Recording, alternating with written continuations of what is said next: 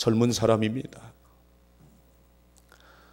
코리안 드림을 가지고 돈 벌겠다고 한국 땅에 왔는데 돈은 못 벌고 오히려 일하다가 다쳐서, 그것도 조그마한 상처였는데 제때 상처를 치료했으면 불구자가 안 되는데 제때 치료를 못 해가지고 그게 골목에 너무너무 깊어가지고 다리를 절단하자니, 이 사람이 다리 잃어버리고 고국에 가면 그 고국에서 이 사람을 기다릴 부모들은 얼마나 마음이 아플까? 그걸 생각하니 다리를 자를 수 없어서 그 뼈에 붙은 고름 하나하나 그거를 뜯어내느라고 다리를 자르지 않고, 다리를 멀쩡한 자기 다리 가지고 가면 안 될까 싶어가지고 그거를 벗겨내다가 결국엔 어떻게 알 길이 없어서 마지막에 다리를 잘랐다는 거예요. 그러면서 그 사람이 그 안타까워하는 그의 부모들을 생각하고, 아무도 가족이 없어서 홀로 수술받고 있는 이 형제, 너무너무 마음이 아파서 그 사람의 눈물까지 닦아주느라고 이렇게 시간이 걸렸다. 수술 전에 그렇게 눈물이 자꾸 고이더래요. 그 눈물을 닦아주는 그 선생님 바로 생각하면서 제 가슴이 뜨거워지더라고요. 여러분, 뭐가 경건입니까? 고아와 과부의 그 아픔을 돌아봐주는 사랑의 실천, 이게 경건인 줄 믿습니다. 경건이 무엇이겠습니까? 기독교의 사랑을 빼놓고 어떻게 기독교를 말합니까? 참된 경건이 뭡니까? 아무리 경건한 종교적 행위를 하더라도 사랑이 빠지면 어떻게 그것이 경건이 될 수 있겠습니까? 하나님 아버지 앞에서 고람내어 하나님 앞에서 참된 경건은, 정결한 경건은, 더러움이 없는 경건은 고아와 과부를, 소외된 이웃들을 돌아봐주는 사랑의 실천인 줄 믿습니다. 제가 여기 부산에 있는 고신대학에 한번 그 부흥사경회를 온 적이 있었습니다. 그 신학대학 학훈이 하나님 앞에서의 고람되어, 그런데 복도에 보니까 경건과 학문 하나 써놨더라고요, 액자를. 그래서 그때 그 당시 학장님에게 물어봤습니다. 한 10몇 년 벌써 지났는데, 우리 고신대학도 경건과 학문을 얘기합니까? 우리 그러고 나니까 장신대와 다 같은 장로교 한 뿌리구만, 이런 생각이 들더라고요. 그럼요. 우리 깔뱅 선생님께서 경건과 학문을 얼마나 많이 강조하셨습니까? 목회자가 가져야 할 가장 중요한 자질은 경건성이요, 또 다른 하나는 학문성이죠. 그렇군요. 예, 알았습니다. 그리고 총신대를 갔습니다.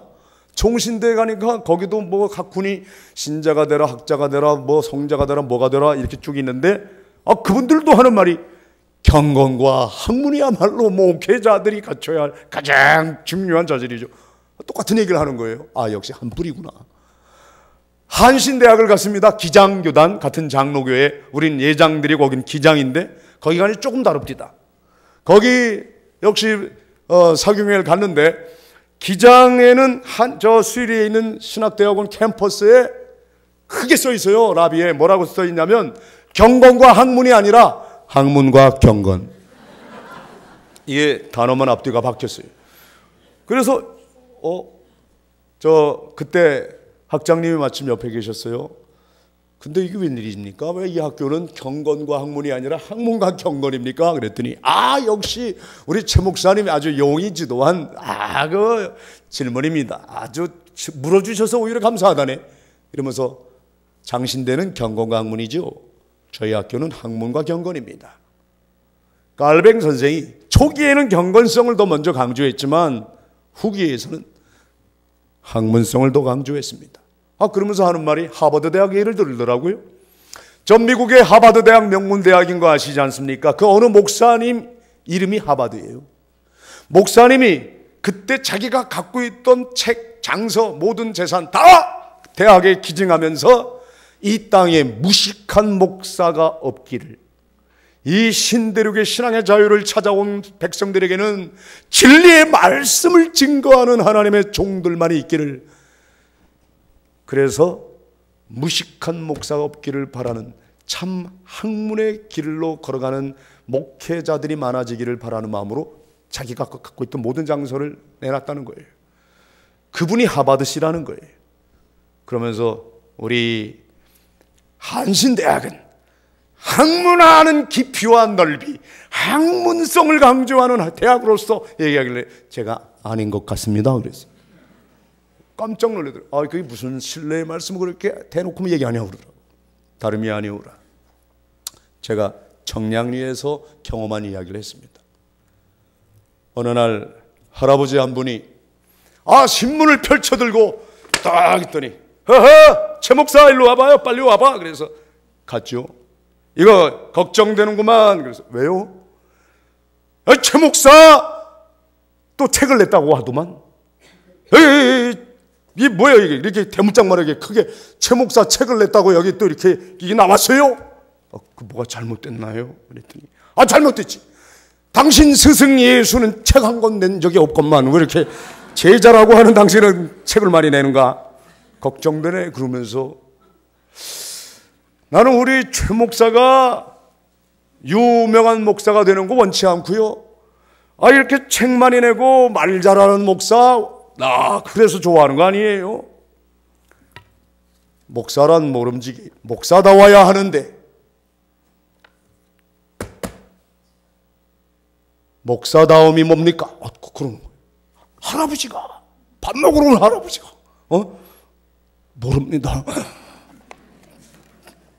저는 아직 모르는 게 너무 많습니다. 가르쳐 주시면 배우겠습니다. 제가 얘기했어요. 그랬더니 할아버지가 그 자세는 아주 마음에 들어. 그렇게 배워야 해. 그럼 나 학문과 거리가 먼 사람이 아니에요. 나도 학문을 닦을 만큼 닦았어요. 학문 연마했어요. 오늘 아침도 학문을 닦았는데 일생 학문 닦았더니 7일밖에 안 생기더만 그래야. 그러더니 학문하고 동의어로 취급하시더라고요. 학문한다고 해서 경건해지는 사람을 내가 본 적이 없어요. 학문만 닦으면 저절로 경건해지면 우리 모두가 엉덩이 굳은 살 베길 만큼 도서관에서 앉아있으면 되지만 학문과 경건은 정비례하지 않아요. 그러면서 정말 하나님 앞에서 경건한 목사님 되길 바라요. 그때 제가 울었어요. 할아버지, 오늘 들려주신 말씀, 제가 한경직 목사님이 하신 말씀 이상으로 마음에 간직하겠습니다. 정말 저의 영적 스승들이요, 고명한 목사님도 많지만 무위탁 노인 가운데도 있고요, 집 없는 사람들 가운데도 거리의 천사 중에서도 많이 뵀어요. 여러분, 경건이 뭡니까? 경건이 무엇입니까? 저는 그런 질문을 언제부터 그렇게 많이 하게 됐냐면요, 어느 날 선배 목사님 한 분이 저에게 전화를 하셨어요. 최 목사님, 오늘 내가 다큐멘터리를 봤어요. 아주 감동 있게 봤어요. 최 목사 복도 많아요, 하여간. 그러더니 하는 말이요, 최 목사 주변에 왜 이렇게 좋은 사람이 많아? 그래서 예, 제가 너무 부족하다 보니까 하나님이 참 좋은 분들을 많이 옆에 붙여주셨네요. 그러게 말이요. 글쎄 우리 교회 청년 가운데 가장 경건한 젊은이가, 난 그날 그 목사님 숨 넘어가는 줄 알았어요. 경건에 얼마나 강조를 하는지, 경건한 젊은이가 아니라 경건한 젊은이라고 그러더라고요. 얼마나 경건한 사람이길래 경건을 말할 때마다 경건한 젊은이가 다일 공동체 가서 봉사를 한대요. 글쎄, 예, 기다리겠습니다. 감사합니다. 글쎄 말이요, 잘 훈련시켜 주시오. 예, 감사합니다. 그때 저는 참 제 주변에 항상 늘 제 주변에 있는 사람들이 좀 경건과 거리가 먼 사람이었어요. 스스로가 경건한 거, 거리가 먼 찍새, 삐끼, 칼갈이, 넙죽이 뭐 이런 사람. 그날 밥을 해결하기 위하여, 잠자리 해결하기 위하여 오는 사람만 있을 시절이에요. 그런데 경건한 젊은이가 온다니까 얼마나 제가 마음이 설렜겠어요. 그때는 무더운 여름날이었어요. 제가 설거지를 하고 있었거든요. 설거지 아주 즐겁게 했어요. 5년간 설거지를 거의 혼자 도맡아 했던 것 같아요. 지금이야 대신해 주는 사람이 꽤 많은데요. 지금 하고 싶어도 못하게 해요. 너무 많은 사람이 자원봉사자가 와주시니 그것도 감사한 일인데 초창기에는 없었어요. 어떤 땐 자정 넘겨서 혼자 해야 돼요. 그것도 배식이 끝나면 그것만 하나요? 애들 공부방에서 가르쳐주지 뭐 하지 하다 보면 뭐 세월이 후딱 가는 거예요. 시간이 후딱 가는 거예요. 다음날 또다시 그가 밥그릇에 밥을 풀려면 씻어야 되니까 씻다 보니까 어느 날 보이는 그릇 씻다가 보이지 않는 마음도 씻기는 걸 경험합니다. 여러분, 보이는 것부터 닦으시기 바랍니다. 그러면 보이지 않는 마음도 깨끗이 닦아져서 청결한 마음이 되어 하나님 나라를 보게 될 줄 믿습니다. 참 그때 즐겁게 설거지 했어요. 내 안과 밖 다 닦으사 주여 주여 내 모든 죄 멸하소서. 그게 제 18번이었죠. 그 당시는 전화가 왔어요. 한참 노래를 부르고 있는데 다일 공동체 맞습니까? 네. 저는 지금 청량리 성바오로 병원 응급실 옆에 공준전에서 전화하는데요. 최 목사님 좀 바꿔주세요.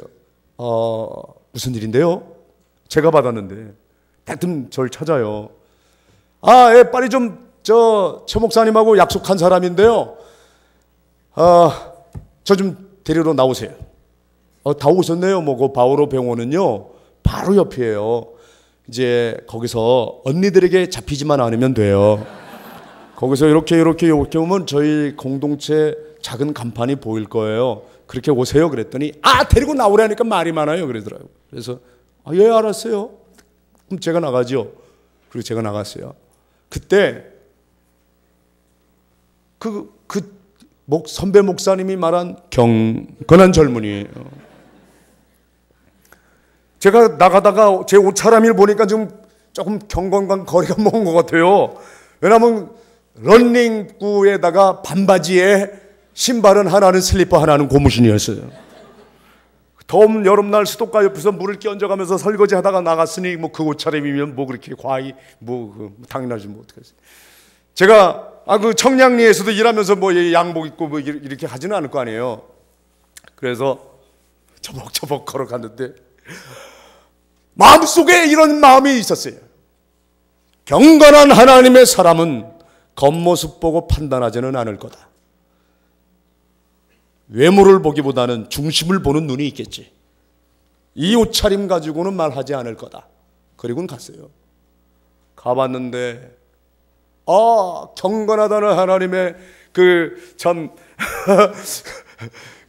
교회 목사님이 그렇게 자타가 공인하는 경건한 젊은이가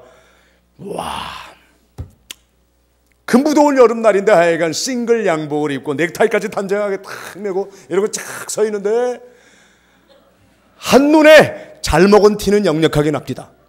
기름기가 도는데 머리끝부터 발끝까지 기름이 잘잘 돌아. 제비가 똥 싸면 똥이 흘러내리게 생겼어요. 하여간 반질반질 윤이 나는 사람인데 저를 제가 착 보더니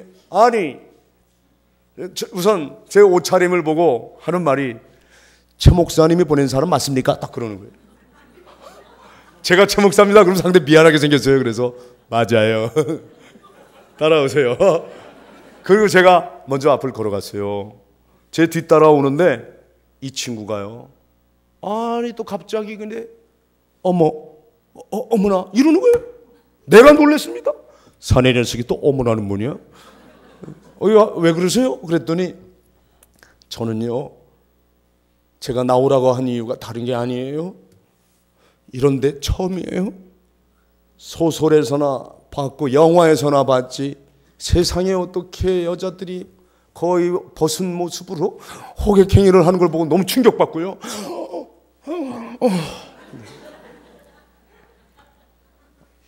처음입니까? 예, 처음이에요. 그래서 나오라고 한 거예요. 그래요? 또 그 생각하기를 경건한 사람이 이런 데 처음 오는 게 당연하지 자주 왔다 그러면 이상하잖아요. 알았다고. 그리고 이제 저희 공동체 나눔의 집에 앉혀놓고 제가 긴장을 풀라고 물을 줬어요. 물 한 잔 먼저 드세요. 목마르죠? 그리고 제가 물 한 잔 나누면서 조크를 했습니다. 너무 긴장을 한 것 같아서 농담을 했는데 얘가 웃는데요, 손으로 입을 가리고 고개를 돌리면서 아이고 내가 참 그때 단추가 다 틀어지네. 그냥 소름이 쫙 끼치더라고요. 에? 닭살이 되는 거예요. 세상에 중성인간이 있다 그러더니 바로 이 인간인가 보다. 무슨 사내 녀석이 이게 무슨 이런 사람이 다 있나. 그런 마음이 다 들어요. 나는 그날 물어봤어요. 나 스스로에게, 하나님, 경건이 무엇입니까? 아니 어떻게 경건이 도대체 뭡니까? 우리 선배 목사님은 이 젊은이를 경건한 하나님의 사람이라고 했는지가 도대체가 이해가 안 갑니다. 내가 잘못된 것일까? 난 이 사람에게 경건성을 찾아보려고 애를 썼어요. 그래서 많은 이야기를 나눠봤어요. 그 사람 라이프 스토리 다 들었어요. 아버지가 장로님, 어머니가 권사님이에요. 모태신앙입니다. 저도 모태신앙이, 저희 어머니가 여전도사님 출신입니다. 교회에서 태어나서 교회에서 쭉 자란 사람이에요. 이 모태신앙의 특징 아시죠? 입만 열면 못해요, 못해요, 못해요 하는 거. 얘가 다 못해요. 이런 거 저런 거 얘기는 다 못한대. 왜 왔어? 왜? 그래도 얘가요, 교회, 학교, 집 세 군데만 다녔어요. 나머진 다녀본 적이 없어요. 저는요 15살에 교회 나와가지고 집 나와가지고 안 다닌 데가 없어요. 감옥만 안 가보고 다 가봤어요. 얘가. 도대체 청소년 시절에 얼마나 방황하고 고뇌를 했는지 몰라요. 얘는 방황한 적 한 번도 없어요. 교회에서도 잘했어요. 집에서도 학교에서도 늘 잘했어요. 그래서 반질반질해요. 반질반질해. 여러분, 근데 이 사람 어디다 씁니까? 이 뭐가 경건입니까? 사내 녀석이 숙기 하나 없이 어머나 이러면 경건합니까 그게? 교회 경건이 잣대가 달라져도 이분수지. 여러분, 뭐가 경건입니까? 경건의 본질인즉 정결하고 더러움이 참된 경건은 고아와 과부를 돌아봐주는 사랑의 실천에 있건만, 이것도 못해요 저것도 못해요 한 적도 없고 할 생각도 없고 뭐가 경건이 돼요? 그랬더니 우리 공동체 형제 하나가 그때 늦게 아이들 야학을 가르치고 와가지고는 그래요. 목사님, 그거 왜 그만하세요. 제가 보니까 저 사람은 천연기념물입니다. 그 희귀동물입니다. 저렇게 살기도 힘듭니다. 사람이 순수하잖아요. 그래서 내가 순수하다니 순수를 어디다 쓰는 겁니까? 저 친구는 순수한 청년 아닙니다. 제가 보기에는 유치한 겁니다.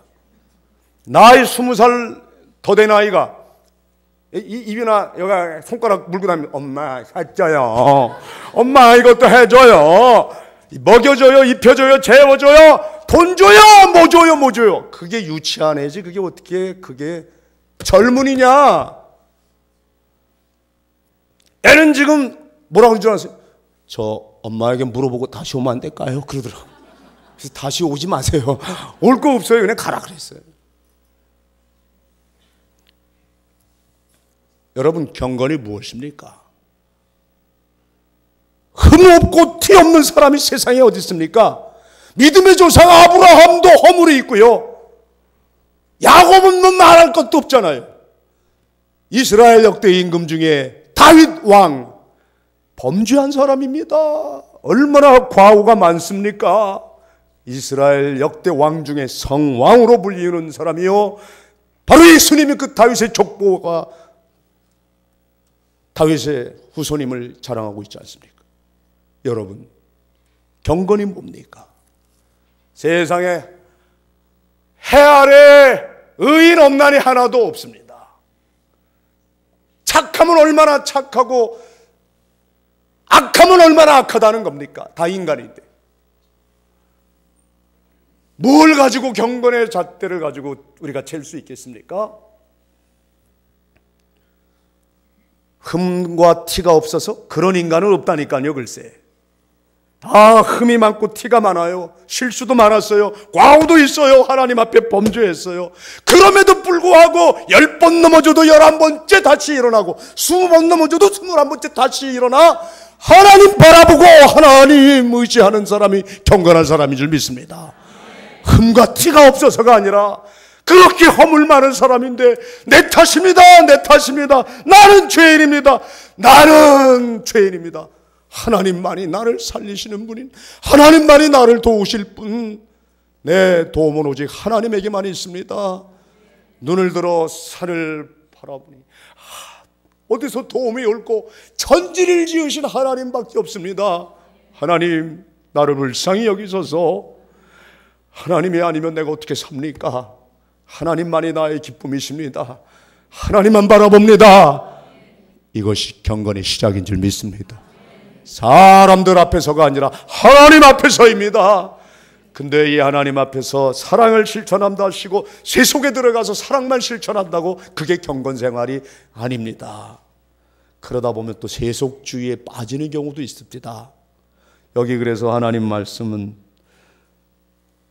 환난 중에 돌아봐주며, 그리고 또라고 하는 접속사가 있습니다. 한번 그 또 이하를 같이 읽어보겠습니다. 27절 또 시작. 또 자기를 지켜 세속에 물들지 아니하는 그것이니라. 아멘. 여러분, 사랑의 실천만을 강조하다 보면 한쪽에 치우칩니다. 우리는 사회 선교를 하기 위하여 그것만이 목표가 되어 우리가 이렇게 그리스도인으로 부름받은 백성들이 아닙니다.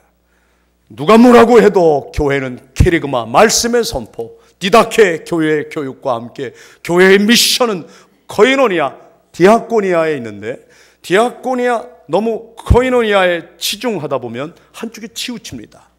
역시 바른 믿음, 바른 삶은 하나님 앞에서 자기를 지키는 것입니다. 믿음 지키는 것입니다. 신앙의 순수성 지키는 겁니다. 복음의 절대성 지키는 겁니다. 지켜서 이걸 지키지 못하면 어떻게 해요? 무릇 지킬 만한 것보다 더욱 내 마음을 지켜라. 생명의 근원이 그 마음에서 말미암는다 했는데, 마음 하나 지키지 못한 채 세속에 들어가서 세속주의에 영합해 버리면 우리는 세상의 소금으로 빛으로 존재할 수가 없습니다.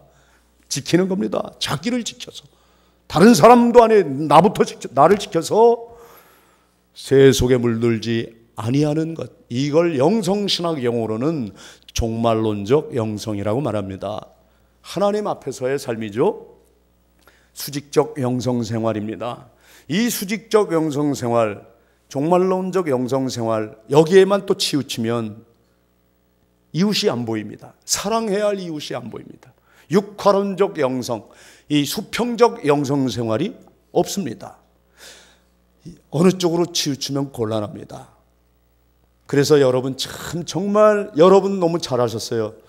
그 많은 교단, 교파, 교회가 있지만 대한예수교 장로회 우리 통합측 교단은 이 수직과 수평이 만나는 균형 잡힌 영성생활의 전당인 줄 믿습니다.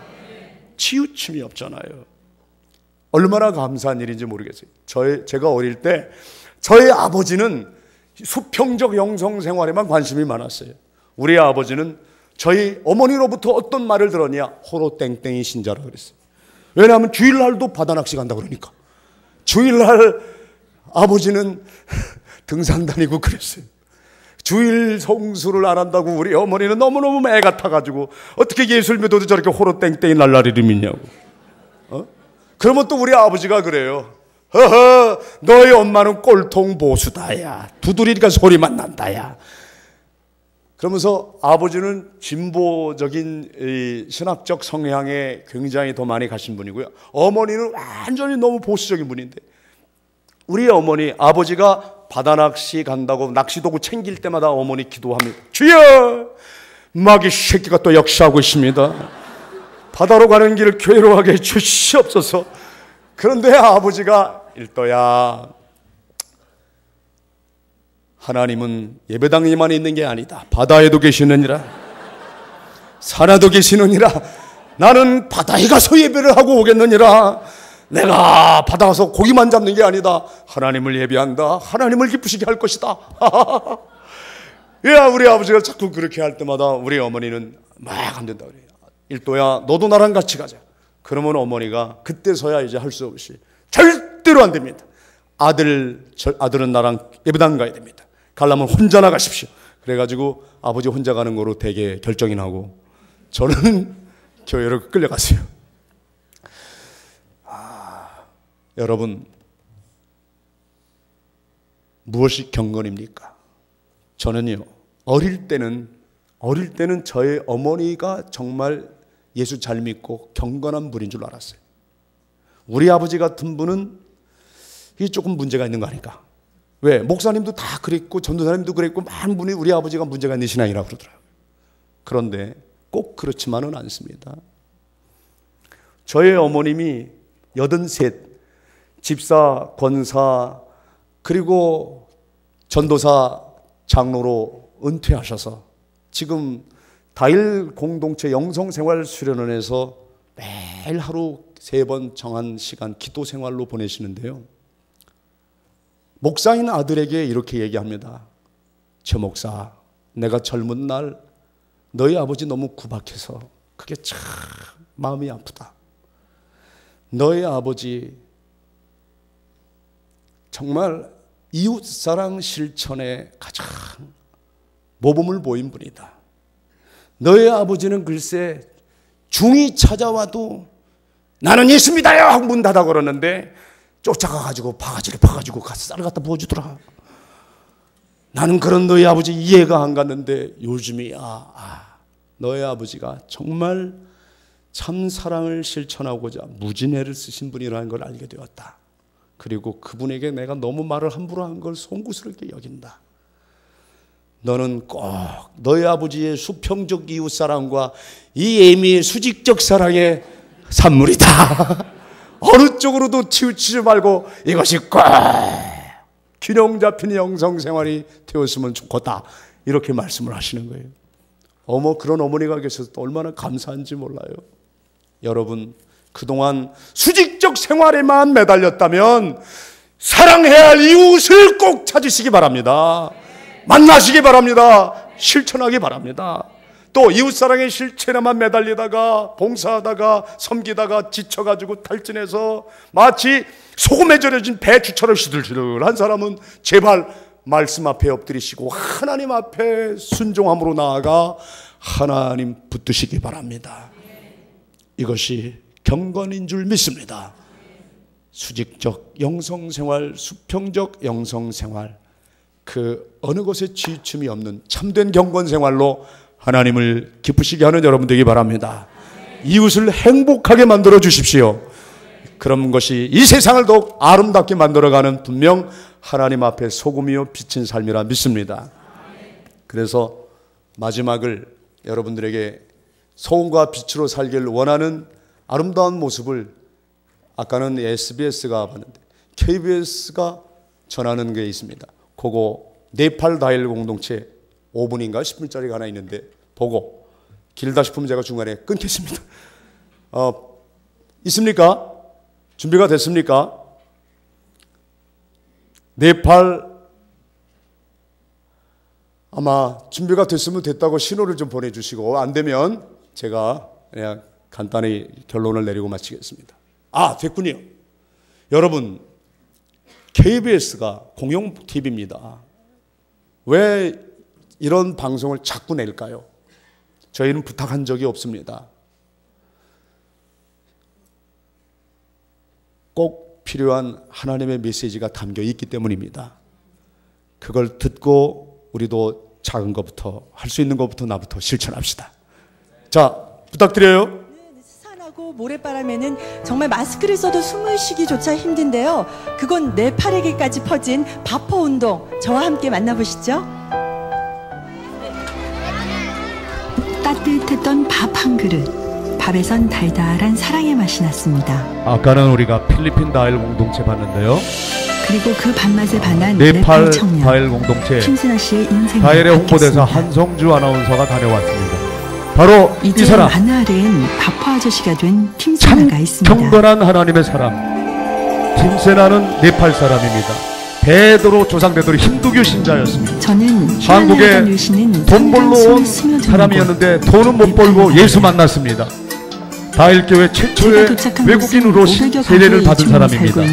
다일교회 성도가 자기 고국에 가서 지금 우리 다일 스태프들과 함께 사실 여기 네팔 다일 공동체를 섬기고 있는데 KBS가 찾아갔습니다.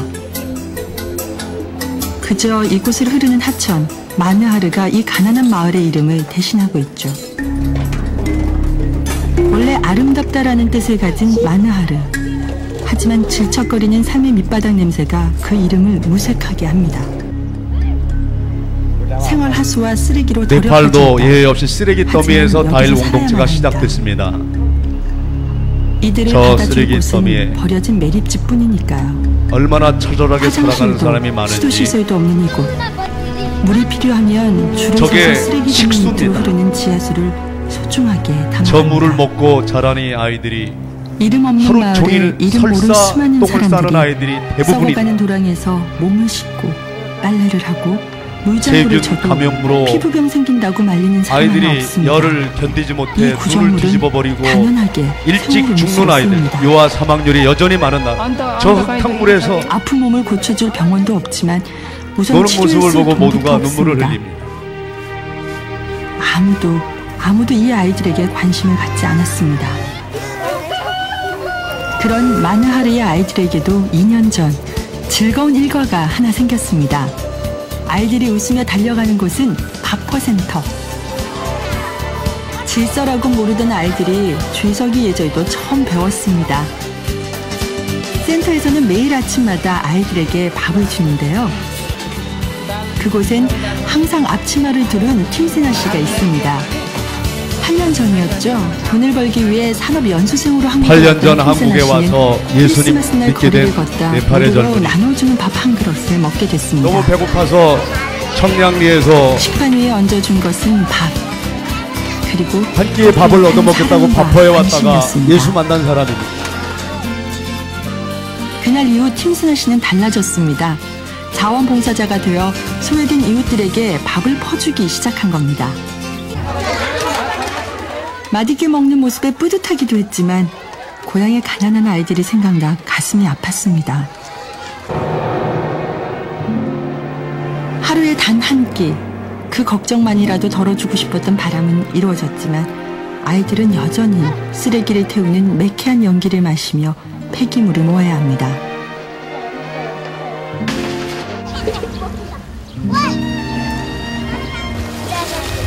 일곱 살 너마도 다른 아이들과 크게 다르지 않습니다. 친구들과 폐품을 주워 고물상 아저씨를 찾아갑니다. 중요한 순간입니다. 운 좋게 준 고철의 무게를 달자 러마와 친구들이 긴장합니다. 이렇게 일을 해서 벌 수 있는 돈은 하루에 100원 정도. 더 벌고 싶지만 러마는 집으로 가야 합니다. 동생을 돌보느라 학교에도 다니지 못하는 러마. 책가방이 있어야 할 소녀의 작은 등엔 항상 동생이 엎여 있습니다. 제 몸 하나 다스리기도 쉽지 않은 나이, 7살. 하지만 러마는 익숙한 듯 엄마 역할을 곧잘 해냅니다. 저 아이들은 학교 다닐 어린 러마는 꿈도 동생이 꾸지 잠이 못하는 들어도 아이들 쉴 수가 없습니다. 대부분입니다.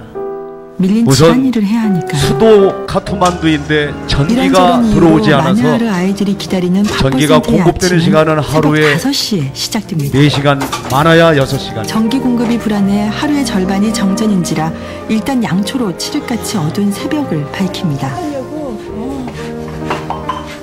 아이들이 한 몇 명 정도 있나요? 아이들은 220명에서 아침에? 네.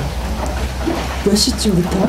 7시부터 이른 아침에 먹는 저 한 끼의 식사가 하루 전부입니다. 아이들이 뭘 제일 좋아해요? 아이들에게 거기 아침밥을 해주기 위하여 새벽에 촛불 켜놓고 하루가 거기 시작이 됩니다. 하는 날은 더 많이 오고 아이들 이렇게 막 먹는 거 보면 기분이 어떠세요? 너무 좋아. 아이들이 얼마나 맛있게 먹는지 네. 매일같이 해주는 아침밥일 텐데 뭐가 그렇게나 즐거운지 팀스나 씨 얼굴엔 피곤한 기색도 없습니다. 근데요, 저도 음식을 준비하다 보니 같은 마음이 드는 거 있죠. 맛있게 먹을 아이들이 생각하니 웃음도 나고 힘도 납니다.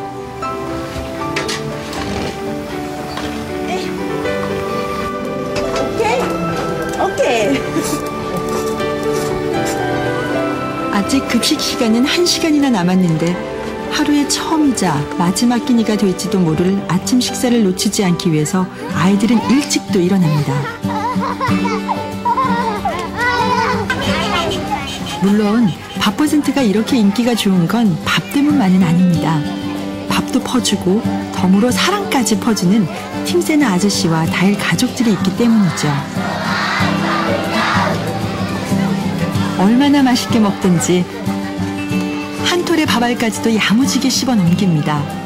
우리가 줄 수 있는 건 아침밥뿐이지만 맛있게 먹는 아이들의 얼굴을 보면서 더 큰 행복을 받을 수 있습니다. 밥을 다 먹으면 원하는 아이들에겐 한 번 더 리필을 해주는데요. 거의 모두가 한 그릇을 더 먹습니다. 식빵까지 싹싹 핥아 먹는 모습을 보니 마음이 진한 게 코끝까지 시큰해오네요.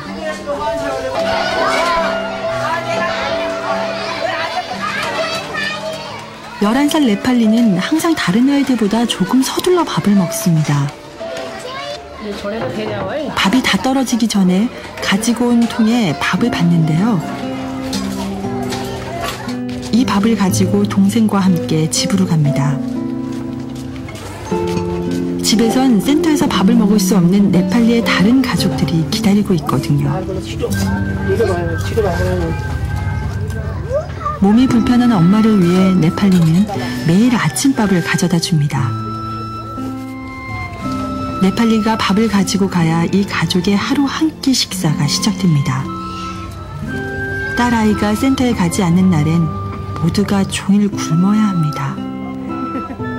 저는 국을 들고 네팔리 집을 살짝 따라가 봤습니다.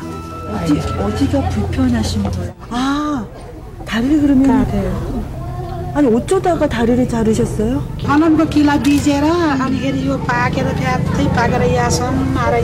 못 하나 박혔는데 제때 치료 못해서 다리 자르고 손 잘리는 사람이 아시아엔 아직 너무 많습니다. 큰 사고가 아니셨어요. 다치신 게 지금 이렇게 절단까지 된 게 못에 살짝 찔렸는데 그걸 바로 처리를 못해서 치료를 못해서 그게 곪고 곪아서 무릎까지 타고 올라간 거예요. 그게.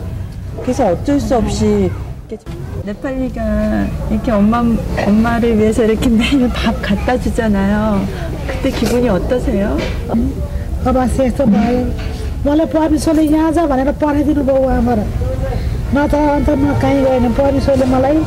अनि ओर्दा गर्दा गर्दा मैले यति बास पाएँ यति पाएपछि मैले खाना पनि पाएँ बस्ने पनि पाएँ.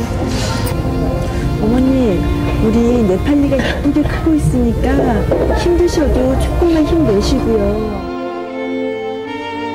가난하지만 서로를 아끼는 마음만큼은 그 누구보다도 부자인 네팔리네 가족. 저녁이 되면 밥퍼센터가 다시 촛불로 밝아집니다.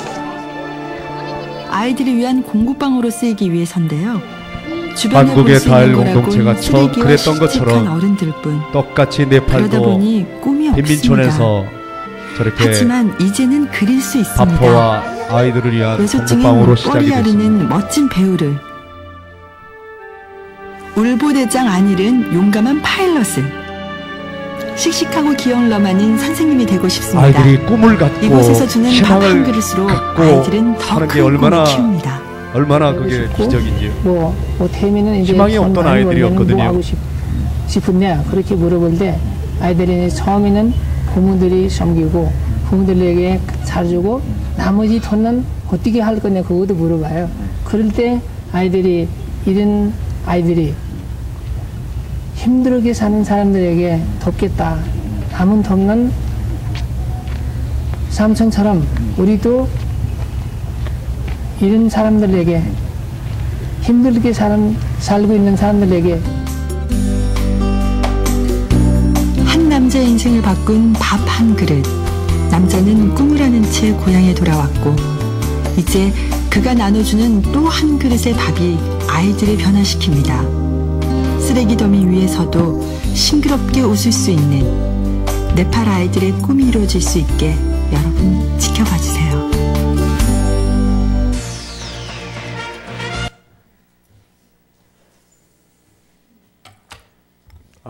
여기까지만 보죠. 이 다음은 아마 MBC TV 뉴스 모양인데 다일 공동체 초창기 20년 전의 모습이 나오는데 궁금합니까? 보기 원합니까? 그럼 계속 보여주시죠. 5분만 더 보면 됩니다. 부탁해요.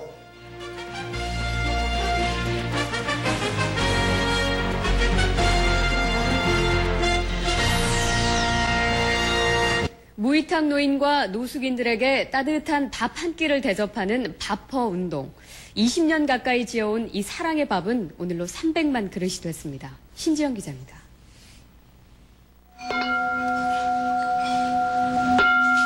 식사 시간을 알리는 종이 울리고 자원봉사자들은 정성을 담아 한 그릇 한 그릇을 손에서 손으로 옮겨냅니다. 지금은 매일 1000여 명이 먹을 밥을 짓고 수십 명의 자원봉사자들이 힘을 모으는 이른바 밥퍼 운동. 밥퍼 운동은 지난 1988년 청량리역 광장에서 최일도 목사 한 사람에 의해 시작됐습니다. 첫 시작은 밥이 아닌 라면. 3, 4년이 지나서야 주변의 도움을 받아 밥을 마련할 수 있었습니다. 변변한 장소도 없어 비바람을 피해 청량리 굴다리 밑에서 10여 년 동안 배식을 해야 했습니다. 이런 어려움 속에서도 밥퍼 운동은 계속됐고 오늘 지금까지 어려운 이웃들에게 나눠진 무료 식사가 300만 그릇을 넘어섰습니다. 중국, 캄보디아, 필리핀 등 해외까지 밥퍼 운동이 퍼졌습니다. 아무 보상 없이 대가 없이 그렇게 묵묵지 말없이 봉사해 주신 자원봉사자들의 덕분입니다. 다음 달 2일에는 300만 그릇의 나눔을 기념해 청량리역 광장에서 1,500인분의 비빔밥을 만들어 이웃들에게 나눠줄 계획입니다. MBC 뉴스 신지영입니다.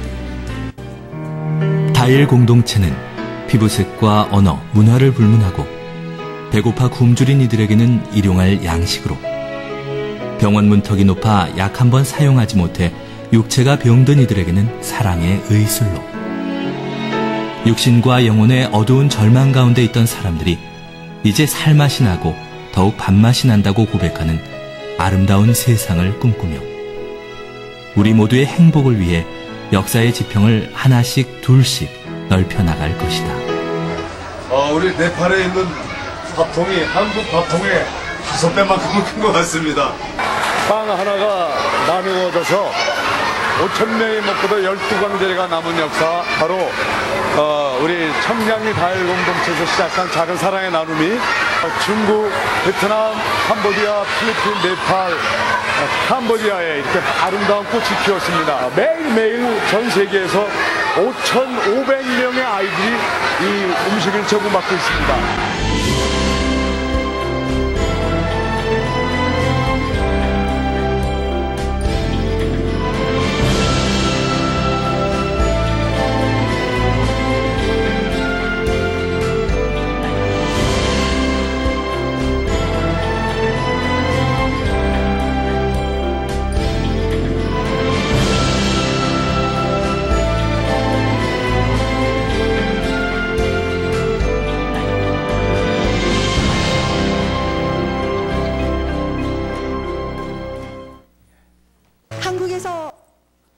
거기까지 보겠습니다. 여러분, 경건이 무엇입니까? 섬김이 무엇입니까? 다시 한번 우리 손가락 5개 있는 사람은 손 들어 보십시오. 없으면 안 들어도 됩니다. 지금부터, 여기부터, 작은 것부터, 할 수 있는 것부터, 나부터 실천하는 것입니다. 하나님을 기쁘시게 하고 이웃을 행복하게 하고 세상을 아름답게 만들어가는 것이야말로 진정한 섬김이요 참된 경건이라 믿습니다. 기도하겠습니다. 하나님 아버지 감사합니다. 아름다운 세상 더불어 함께 만들기 위하여 연합 부흥회를 갖게 해주셔서 감사합니다. 이 부흥회를 통하여 들은 하나님의 말씀, 섬김이 무엇이며 경건이 무엇인지 주님 말씀해 주셨사오니 깨닫게 하셨사오니 지금부터 여기부터 하게 해 주시옵소서. 작은 것부터, 할 수 있는 것부터 나부터 시작하게 해 주시옵소서. 묵묵히 말없이 꾸준히 지속적으로 주님 가신 그 길을 우리가 오직 하나님 앞에서만 행하게 해 주시옵소서. 치우침이 없게 해 주시옵소서. 균형 잡힌 영성 생활이 있도록 주님 지켜 주시옵소서. 예수님의 이름으로 간절히 기도합니다. 아멘.